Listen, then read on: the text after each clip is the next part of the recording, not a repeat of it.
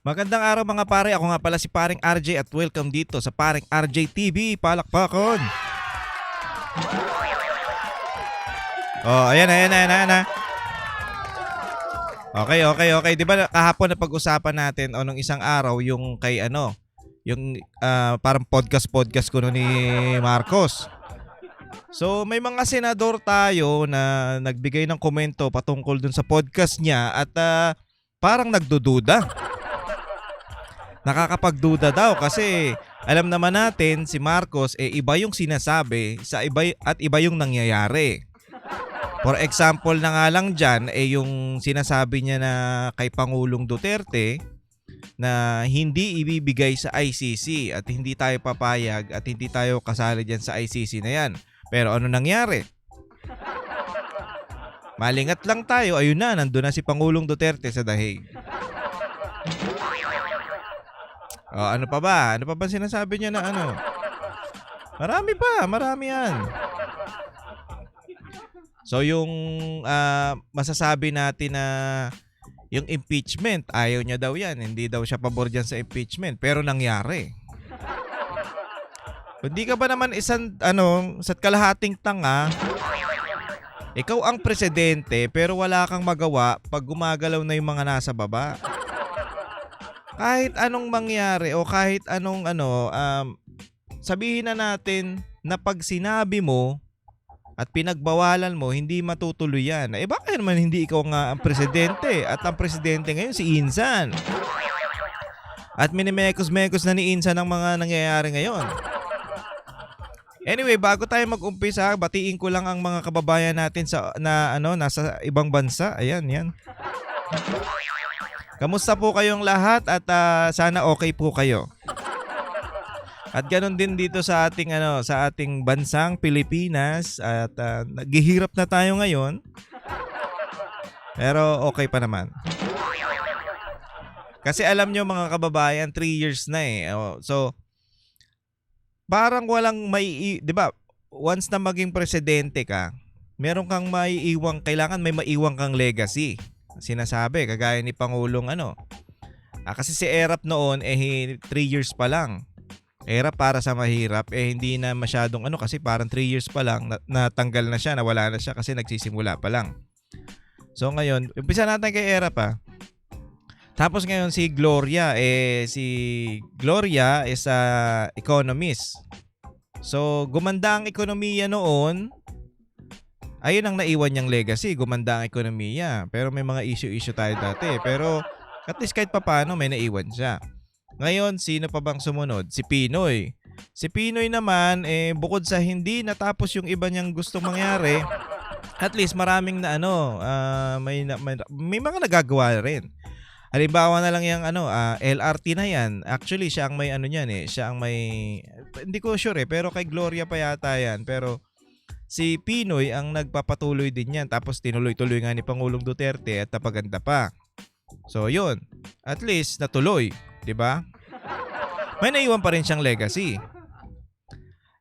Kay Pangulong Duterte, syempre naman, alam naman nating lahat 'yan, peace and order, 'di ba? At yung yung build. Maraming nagawang kalsada dahil kay Pangulong Duterte na hindi nagawa dati ni Pinoy. Credit naman kay Pinoy. Dati is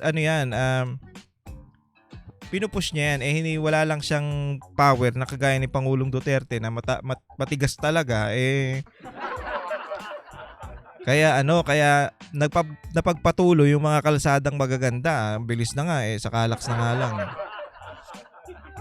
At ano pa ba? Marami pa yung sa war on drugs, 'di ba? Ang daming nakinabang diyan, ang daming napasuko. Mga legacy iniwan. Ngayon si Marcos, 20 pesos na kilo ng bigas, legacy ba 'yan? Parang wala pa yata isang linggo, tinigil na kagad Tapos alanganin pa tayo kung yan mapapatupad pa ulit. 3 years na lang. Sabi niya dun sa interview niya sa podcast niya na ang pinaplano ko kasi yung mga malalaking problema hindi yung mga maliliit. So wala siyang pake sa mga micro problem na talagang importante para sa atin, para sa mga Pilipino. Kasi syempre, ano ba yung mga micro problem na sinasabi natin? Excuse me po. Yung mga micro problem na yan, ayan talaga yung masasabi nating malaking problema ng Pilipinas. Kahirapan, squatter. 'Di ba? Oh, tapos yung traffic. Oh, malaking problema 'yan. Pila sa LRT, pila sa MRT. Tapos yung ano pa ba? Oh, marami krimen. Oh. Tapos droga, ano pa ba? Oh, malalaking problema 'yan, hindi 'yan micro problem. Ang ginawa daw niya ni Marcos yung mga malalaking project ang inuna niya. So yung mga yung kailangan ng immediate ano man masasabi natin niya, kailangan ng mabilisan na solusyon, hindi niya ginawa kasi nga gusto niya yung malaki. Ewan natin, wala naman tayo naririnig na. May naririnig ba kayong mga project na inumpisa niya? Yung subway kay Pangulong Duterte yan. Bago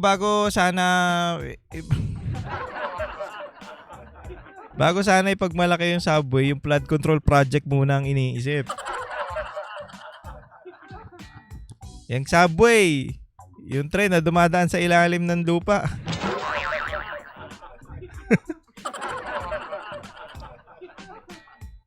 Hindi. Ewan ko ha. Pero meron naman siguro ano yan dyan. May nakita lang tayo, may narinig tayong video about kay Michael Bin.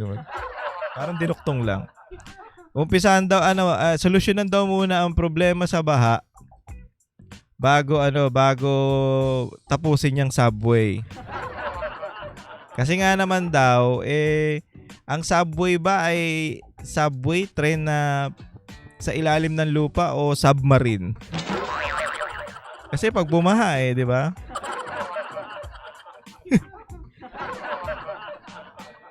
Oy, mga kababayan mga pare, mag-subscribe muna kayo dito sa ating channel Paring RJ TV, at doon sa ating Facebook page na Paring RJ. Nag-upload tayo ng mga diyan, ng mga reels at yung mga videos natin. Para updated kayo.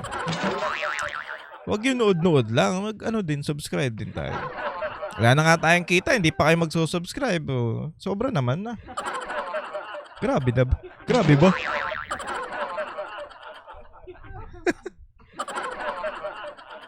Anyway, maraming salamat sa mga suporta sa atin.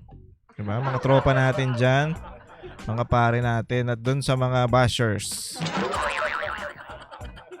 Na feeling entitled. Bash kayo ng bash. Bahala kayo sa buhay nyo. Anyway, umpisa na natin to kasi may mga senador nga tayo na ewan ko, si Senator ba to ang umpisa natin dito ng videos, parang kaduda-duda nga daw itong pahayag ni Marcos. Sige, play na natin to para matapos na tayo. Sorry yan. Magandang simulain yan. Ito muna, ano yung konteksto Magandang simulain daw yan kasi yung gusto ni Marcos makipag-reconciliate o gusto makipagkasundo, 'di ba? Sa mga Duterte. Wala daw siyang problema doon dahil ang gusto niya daw ay ayaw niya daw ng ayaw niya daw na may kaaway. Naawa naman kayo sa mama. Ang dami ng kaaway niyan. Pero may mga vloggers dyan na talaga, ewan ko Ewan ko. Ano ba tong mga to? Yung mga tanso vlogger, bulag ba talaga to? Bayad talaga? Kasi hindi nyo nakikita yung kamalian ni Marcos? Okay lang kayo? Alam nyo, hindi naman okay lang yan. Lalo na sa mga tropa ko dyan na maka-Marcos. Okay lang yan. Sa politika, hindi tayo magkasundo pero magkaibigan tayo. Kaso ang problema, hindi nyo makita na may mali si Marcos? Ayun ang tanong ko Diba? Ewan ko sa inyo. Bakit kayo ganyan? magandang simulain. Sino ba naman ang gusto ng away? Ako, gusto kong away. Joke lang, joke lang. Hindi. Ito naman, sino ba nagpaumpisa ng away kasi? Sino ba nagpaumpisa, o, 'di ba? Unang-una, sinamahan ka na nga ni BP Sara kahit nga ayaw ng tatay niya eh. Sinamahan ka na nga para manalo ka eh.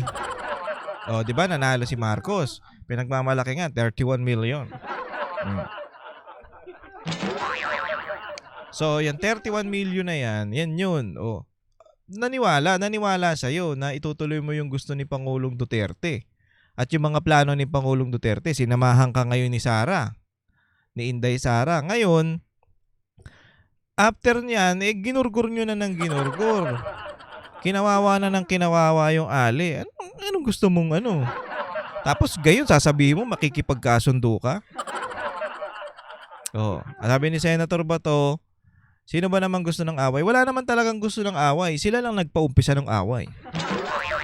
Lahat naman tayo gustong katahimikan.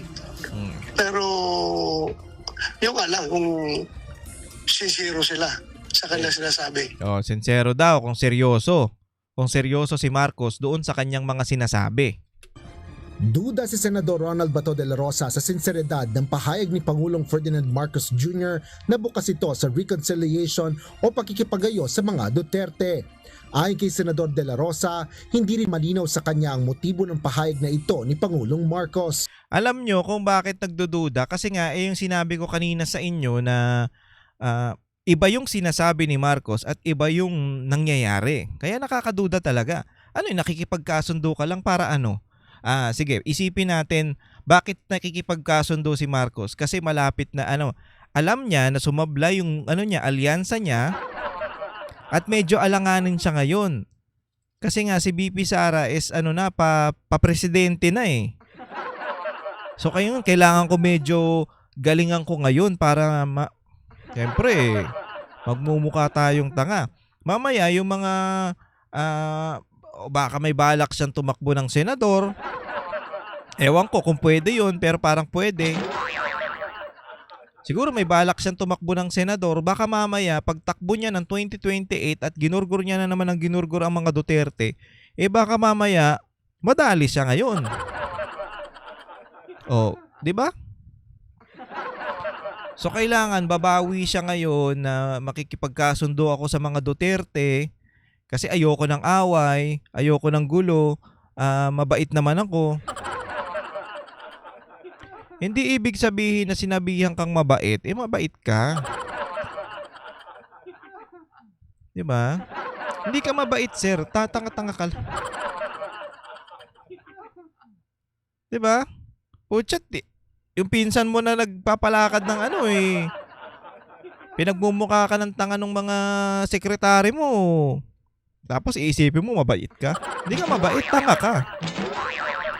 Anya, hirap siyang sabing sincere ang Pangulo dahil may karanasan na siya na iba ang sinasabi nito sa kanyang ginagawa. Oh, di ba? May napansin din ni Senator Bato, iba yung sinasabi sa ginagawa. Partikular na tinukoy ng senador ang issue ng International Criminal Court kung saan pinanghawakan ni De La Rosa ang salita ng Pangulo na hindi niya ito papayagan na manghimas. Oo, kasi kung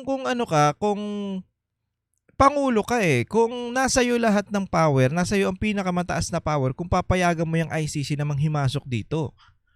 Kung papayagan mo na yung ICC, dalhin si doon, na ipadala si Pangulong Duterte doon, nasa iyo yan eh.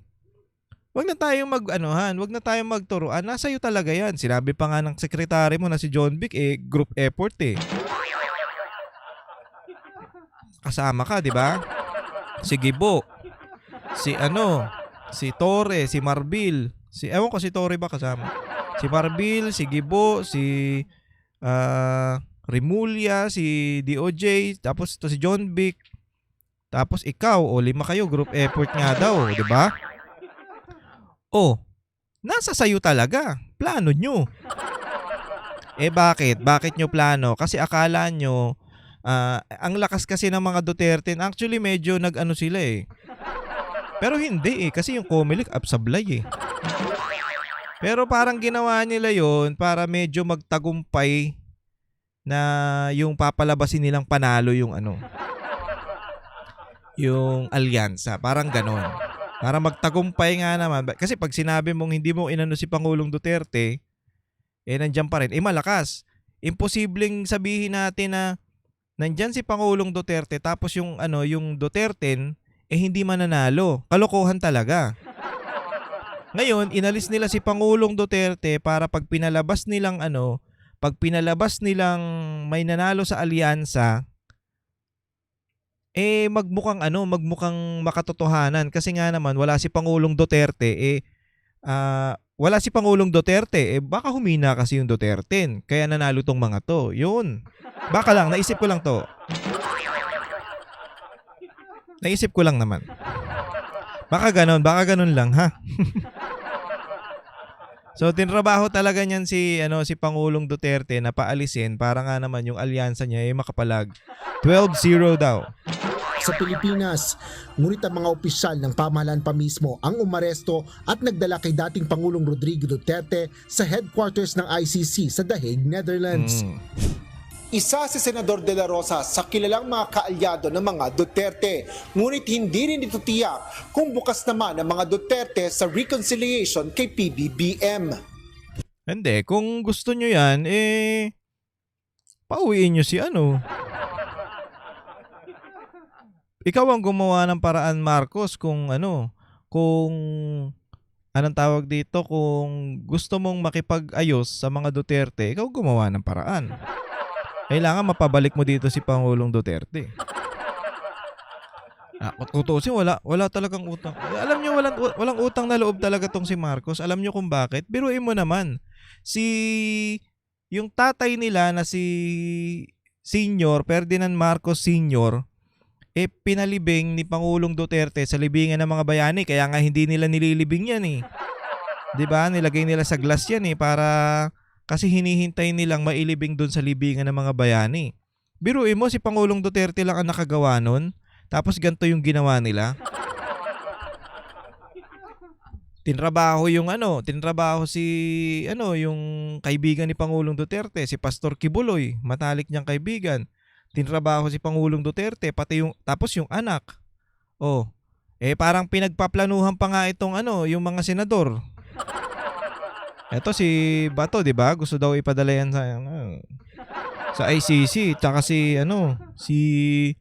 Bongo.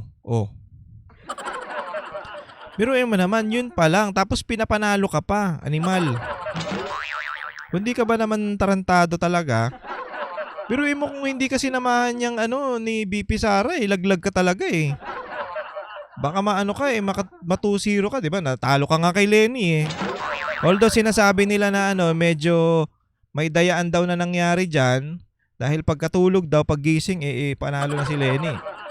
So, yun daw ang nangyari diyan. Medyo may dayaan daw pero talo ka pa rin. Tinalo ka ng hindi sikat. Ngayon talagang pinush. Actually parang si Amy ang nag-push na samahan talaga tong si Bongbong Marcos ni BP Sara. Si Amy ang nanligaw dito kay kay Inday nasamahan si Marcos para manalo. Pero tingnan mo naman kung gaano kataas yung rating ni BP Sara, 47% yata, 37% kung hindi ako nagkakamali. Tapos si Marcos mababa.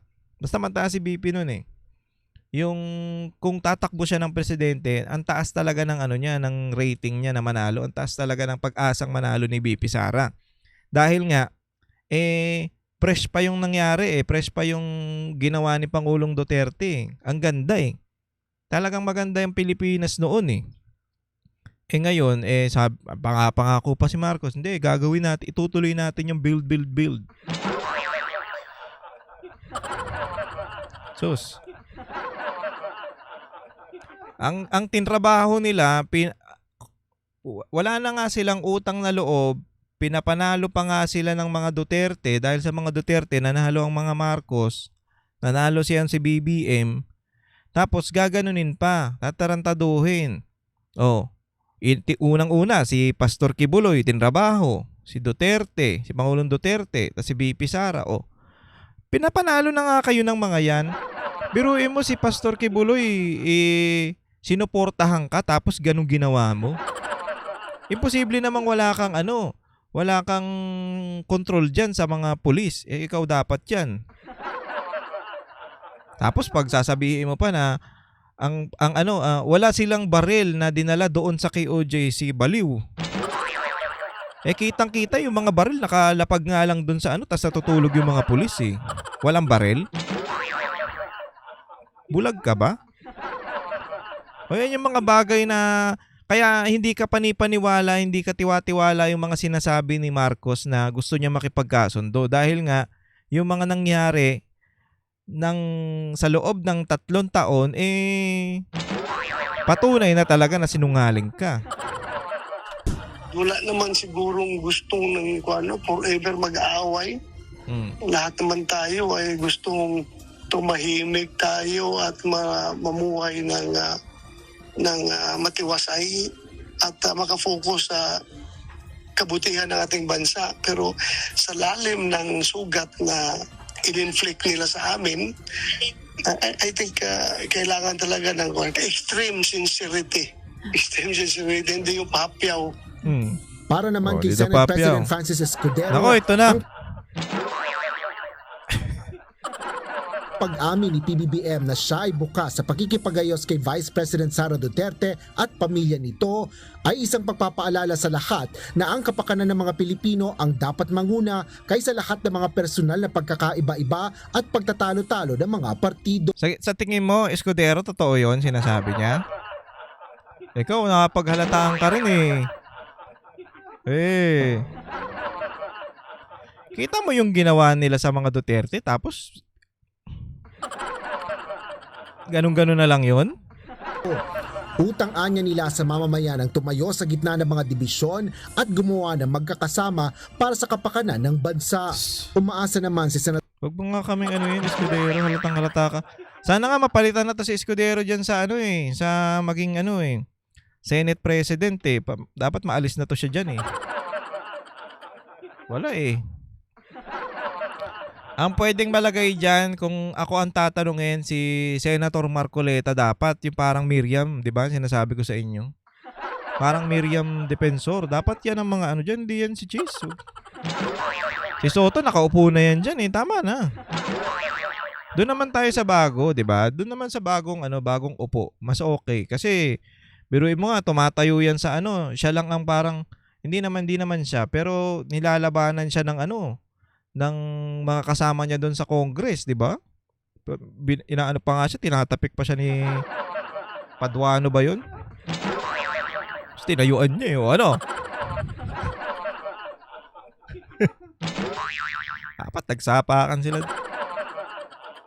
Joseph Victor J.V. Ejercito na magkakaroon ng positibong takbo ang tila malalim na alitan at hidwaan na lumabas sa mga pahayag at balita. Marami pa anyang mabibigat na problema na kailangan tutukan at trabahuin ng sama. Hindi, oo na, marami ng problema. Pero hindi naman si BP Sara ang Hindi naman si BP Sara ang nanguna dyan Nagtatrabaho nga lang yung Ali ng maayos tapos tinrabaho din.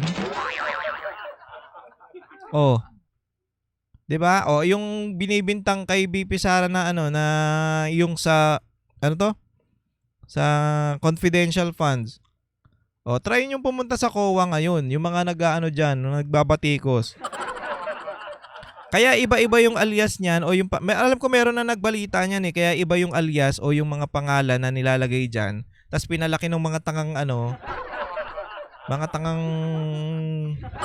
nandyan sa Sino to si Maria Mary Grace Piatos.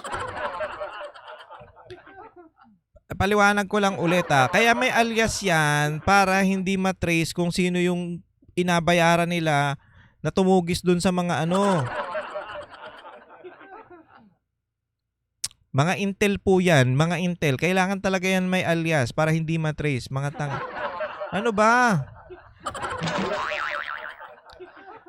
Ewan ko sa inyo.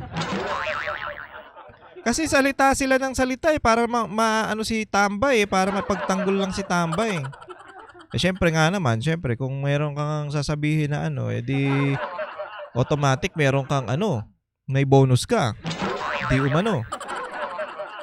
Kaya magsasalita ka talaga. Pero yung ginagawa nilang salita ng salita na hindi muna nila iniisip o di muna nila inaaral yung mga bagay-bagay, yan ang nagiging ano, nagmumukha kayong tanga. Yung iba naniniwala.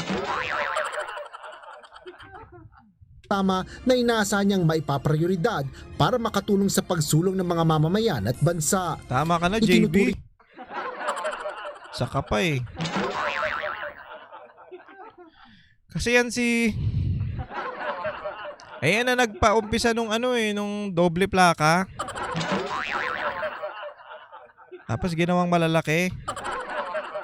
Ayan siya nagpa-umpisa niya. Tapos sinasabi niya pa nga meron daw ano eh, meron daw RFID eh. O nasa na yun?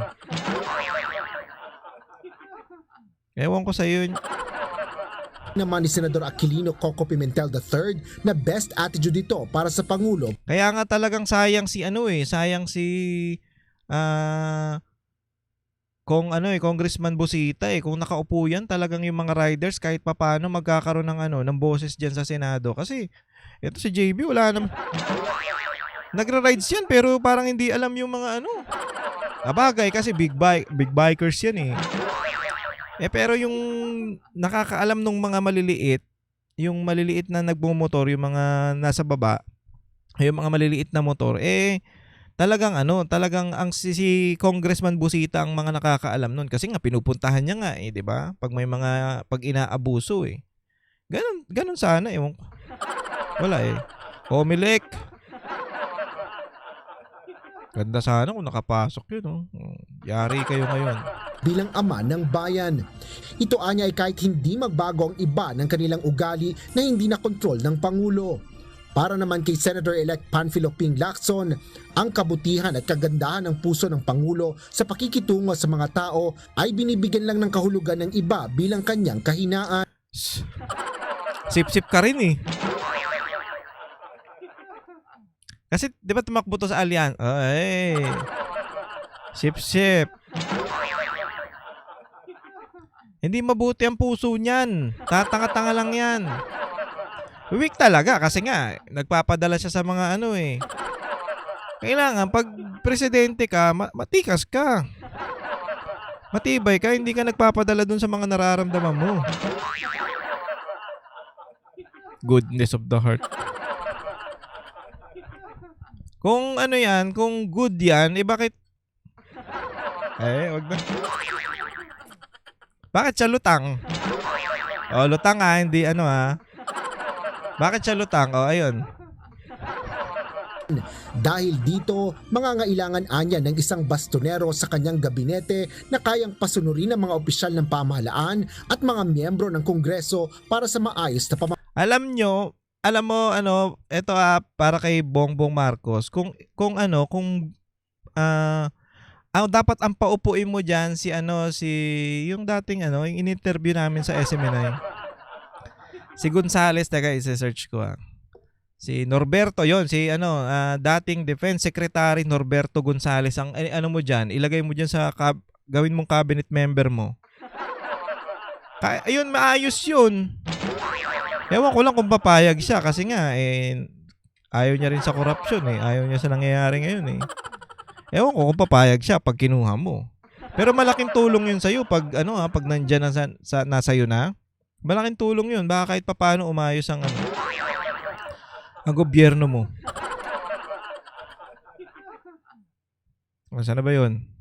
Tuloy. Mahala, Asher Kadapan Jr., tapos na UNTV pala. News and Rescue. Diyos ang aming sandigan, serbisyo publiko ang aming pinahalagahan. Ten.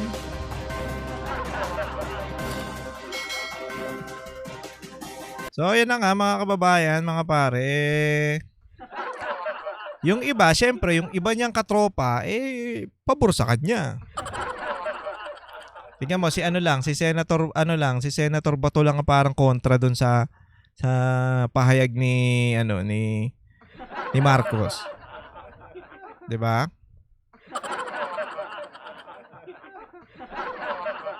Senator Bato lang kasi tinatrabaho din sila kaalyado ng Duterte yang si Senator Bato eh. Yung iba, syempre sip-sip yan. Lalo na yan si Escuderos, Chase. Tsaka si Lacson, halatang ano eh. Ang kabutihan ng Pangulo. Okay ka lang, ay bagay. Kasi nga eh, nasa alyansa siya, kaya syempre sip-sip konti. Ganun lang naman. Di ba? Pero yun nga, ang tanong dito is, ang mga Duterte ba ay papayag sa gusto ni Marcos na makipag-ayos? Mag-ayos na sila yung si BP Sara at si Marcos magko-combine na ulit ang unity team? Magsasama na ba ulit ang unity team? Sa palagay natin, malamang hindi. Alam nyo kung bakit? Sinabi na natin, si Pastor Kibuloy, si Pangulong Duterte, tapos yung impeachment. Sa tingin nyo Ay hindi, kasi doon sa bloodbath na sinabi ni BP Sara, kaya natataranta to eh. Napraning siya doon eh, baka mamaya lumabas yung baho niya. Pag hindi siya nakipagkasundo sa mga Duterte, ayun na. Ay, naku po. Kailangan ko ng magsalita na gusto ko makipag-ayos sa mga Duterte para hindi ako madali. 'Di ba? Ganun lang 'yan. Bawi na siya, binabawi niya na yung mga nagawa niya. Pero sir, wala na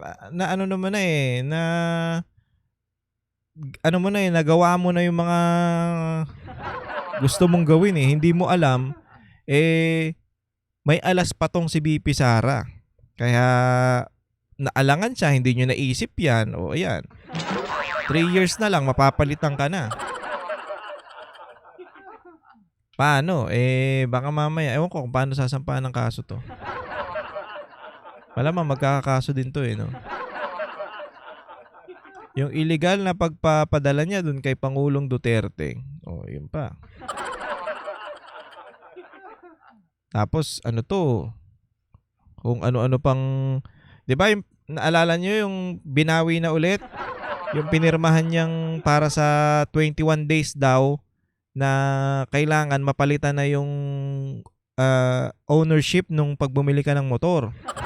Hindi ko alam kung sa motor lang ba o sa sa sasakyan din, sa kotse din. Alam ko parang kasama yata. Bibigyan daw ng 21 days, simula mo na nabili mo yung excuse me po. Simula na nabili mo yung sasakyan, kailangan meron kang 21 days para papalitan yung pangalan yun. Ang hirap magpapalit ng pangalan yan. Akala mo ba? Well, kasi bumibili kayo ng brand new, kaya walang problema sa inyo. Automatic, pagbili mo pa, nakapangalan na sa'yo. Diba? Yun. Hindi kayo bumibili ng mga second hand na sasakyan kasi nga kaya nyo mag-brand new. At hindi kayo lumalakad ng mga papel nyo kasi nga meron kayong tagalakad. Kaya madali sa inyong pirmahan, madali sa yung pirmahan yan. Diba? Paano kami? Paano tayo? Syempre abala sa atin yan. Anyway, kayo ba mga pare, nagdududa rin ba kayo dun sa sinasabi ni Marcos na gusto niyang makipag-ayos sa mga Duterte? Ako, para sa akin, nakakapagduda talaga yan. Kasi alanganin na siya ngayon eh. Alanganin na siya para sa 2028 eh. Yung 3 years na to, medyo critical to para sa kanya. Kailangan niya magpa-good shot. Kasi kung hindi, magmumukha talaga siyang tanga. Although mukha na siyang tanga dahil sa mga ginagawa niya. Ito, nakita niyo yung picture niya na yan, yung kamot ulo siya. Ayan yung bumaha doon sa Cavite na tinanong niya yung mga tao doon na anong gagawin natin? Ikaw ang presidente, hindi mo alam ang gagawin mo? Ang layo talaga eh. Biruin mo si Pangulong Duterte noon. 2 days ahead, nagpaplano na siya para dun sa sa bagyong darating. 2 days pinaplano na nila yon. Ganto gagawin natin, gantong gagawin natin para yung mga kababayan natin ay hindi maapektuhan. Siya, tapos na yung bagyo, tsaka sila nag-meeting. Ano pa magagawa nyo? Lubog na yung mga Pilipino sa baha. Oh, ganyan katindi yan. Tapos pinagtatanggol pa ng mga tangang tanso vlogger. Ay, ewan ko sa inyo. Kung may maganda namang ginawa si Marcos, okay naman, wala namang problema. Ano natin, palakpakan natin, di ba? Oh.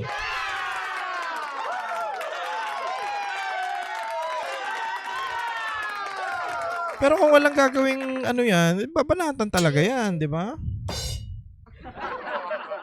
Anong gusto nyo gawin nyo? Pupurihin nyo, wala nang ginawa. Anyway mga pare, maraming salamat sa pagsama sa akin. Hanggang dito na lang ang ating video. Kita-kits po ulit tayo next time.